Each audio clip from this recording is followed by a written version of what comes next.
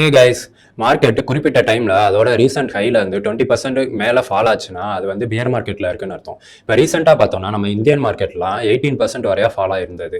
US market எடுத்துக்கிட்டோம்னா யூஎஸில் உள்ள இண்டெக்ஸ்லாம் 20% கிட்ட மேலே வரையாவே வந்து ரீசெண்டாக ஃபால் ஆயிருந்தது. எக்ஸாம்பிளுக்கு S&P 500 எடுத்துக்கிட்டோம்னா லாஸ்ட் மந்த் கிட்டத்தட்ட 24% வரையா ஃபால் ஆயிருந்தது.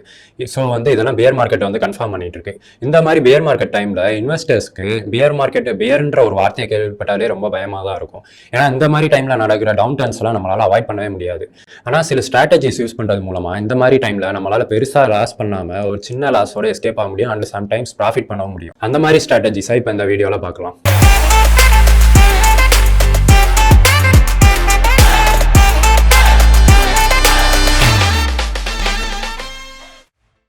பியர் மார்க்கெட் எப்போ வரும்னா ஒரு கண்ட்ரியோட எக்கனாமி வந்து ரிசெஷனுக்கு போகிறதுக்கு முன்னாடி இல்லைனா ரிசெஷனில் இருக்கிறப்போ பியர் மார்க்கெட் வரும்.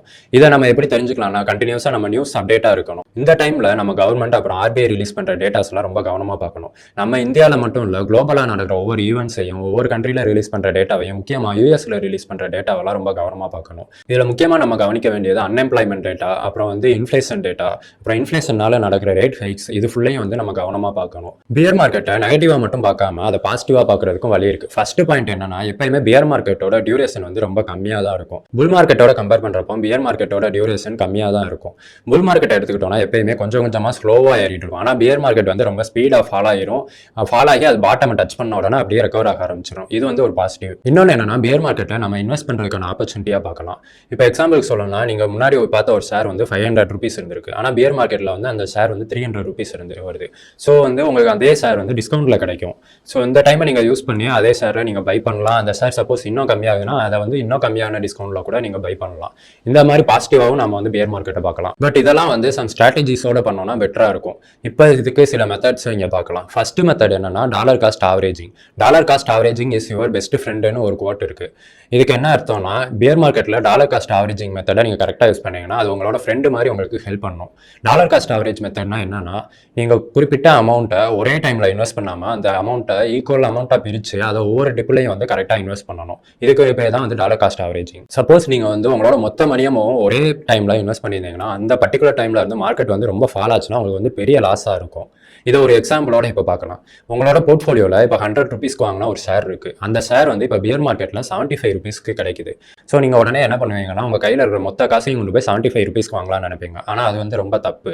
ஏன்னா அதே 75 rupeesல வந்து மார்க்கெட் ரெக்கவர் ஆனால் உங்களுக்கு வந்து நல்லது. இது ஆகாமல் அந்த 75 rupees 50 rupees ஆகலாம், அதுக்கு கீழேயும் கூட ஃபால் ஆகிறதுக்கு சான்ஸ் இருக்குது. பியர் மார்க்கெட்டில் இந்த மாதிரி தான் நடக்கும். ஸோ நீங்கள் இப்போ என்ன பண்ணலாம்னா, உங்கள் கையில் இப்போ ஒரு 1 lakh இருக்குன்னா அதை நீங்கள் வந்து 5ஆக பிரிக்கலாம். இல்லை 5ஆக பிரிச்சிங்கன்னா 20,000 வரும். அப்படி இல்லைனா 10,000 கூட பிரிக்கலாம். இப்படி பிரிச்சுட்டு ஒவ்வொரு டிப்லையும் வந்து நீங்கள் வந்து பை பண்ணலாம். ஸோ வந்து நீங்கள் எல்லா டிப்லையும் பை பண்ணியிருப்பீங்க. எப்பப்பெல்லாம் மார்க்கெட் வந்து கம்மியாகுதோ அப்போல்லாம் நீங்கள் பை பண்ணியிருப்பீங்க. இந்த மாதிரி இதில் உங்களுக்கு வந்து பாட்டம் பற்றின கவலையே இருக்காது. ஏன்னா பாட்டம்லேயே வந்து நீங்கள் பை பண்ணியிருப்பீங்க. ஸோ டோட்டலாக வந்து பார்த்தீங்கன்னா உங்களோட ஆவரேஜ் காஸ்ட் வந்து அந்த பர்டிகுலர் ஸ்டாக்கு வந்து ரொம்ப கம்மியாக இருக்கும்.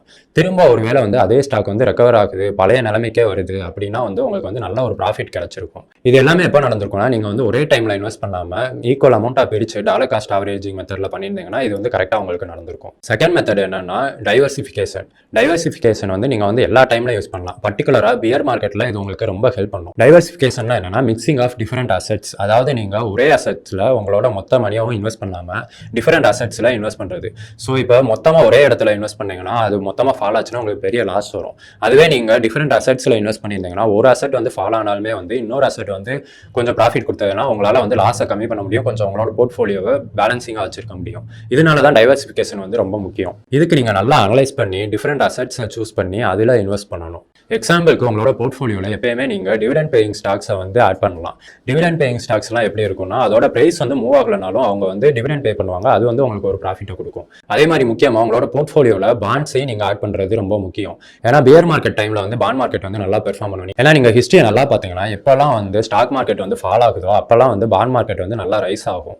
அதனால நீங்கள் பாண்ட்ஸை வந்து உங்களோட போர்ட்ஃபோலியோவில் ஆட் பண்ணி வச்சிருந்தீங்கன்னா ஸ்டாக்ஸ்னால உங்களுக்கு வர லாஸை வந்து பாண்ட்ஸ் வந்து அதில் வர ப்ராஃபிட் வந்து கொஞ்சம் கொஞ்சமாக உங்களுக்கு வந்து பேலன்ஸ் பண்ணும். பண்ணும். ஸோ இந்த மாதிரி உங்கள் போர்ட்ஃபோலியோவை டைவர்சிஃபைடாக வச்சிருக்கிறது வந்து பியர் மார்க்கெட்டில் ரொம்ப யூஸ்ஃபுல்லாக இருக்கும். நெக்ஸ்ட் மெத்தட் வந்து ஃபோக்கஸ் ஆன் லாங் டர்ம். அதாவது நீங்கள் வந்து ஒரு லாங் டர்ம் இன்வெஸ்டராக இருந்தீங்கன்னா இந்த பியர் மார்க்கெட் வந்து உங்களை டெஸ்ட் பண்ணுறதுக்கான ஒரு கீன்னு சொல்லலாம். ஏன்னா நம்ம முன்னாடியே பார்த்த மாதிரி பியர் மார்க்கெட்டோட டியூரேஷன் வந்து கம்மியாக தான் இருக்கும். ஸோ நீங்கள் கொஞ்சம் வெயிட் பண்ணீங்கன்னா மார்க்கெட்டோட ரெக்கவரியை பார்க்கலாம். இதே நீங்கள் வந்து அவசரப்பட்டு பியர் மார்க்கெட்டில் நல்லா ஃபால் ஆகி டவுனில் இருக்கப்போ நீங்கள் போய் பயப்பட்டு செல் பண்ணிட்டீங்கன்னா கொஞ்சம் கொஞ்சமாக மார்க்கெட் அங்கேருந்து ரெக்கவரி ஆக ஆரம்பிக்கும். நீங்கள் வந்து அந்த ரெக்கவரியை வந்து மிஸ் பண்ணியிருப்பீங்க. அது மட்டும் இல்லாமல் நீங்கள் செல் பண்ணது ஒரு நல்ல லாஸோட தான் செல் பண்ணியிருப்பீங்க.